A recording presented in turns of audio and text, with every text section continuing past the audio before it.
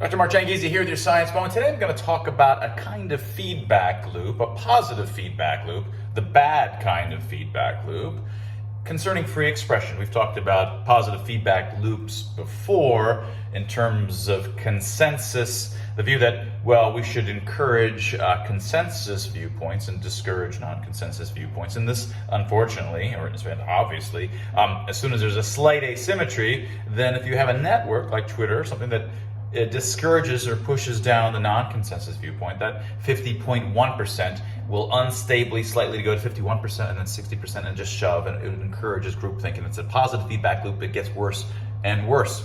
When you find positive feedback loops, you're in potential trouble. Now, another area where there's a positive feedback loop for free expression is this.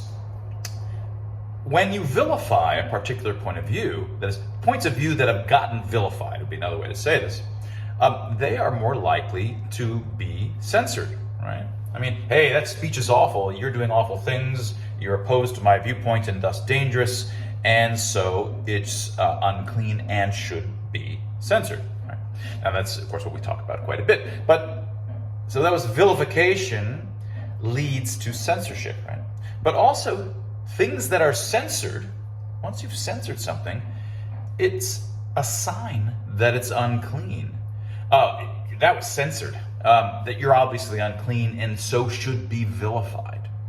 The very fact that you have been censored is a strike against you in the human mind. So you have vilification, something that's been vilified, leads to censorship. But things that are censored suggest that they're worthy of vilification. So you end up with a positive feedback loop, and that's what we've seen in these circumstances. Oh, well, the fact that you're censored shows that the experts, the fact checkers, the centralized science, the science, and or the government has seen through your lies, your misinformation, and so, you should be vilified, right? And of course, it's the vilification in the first place that led to censorship. So this kind of positive feedback, once it gets started, it just accelerates and accelerates and accelerates faster. How can you stop positive feedback loops like this?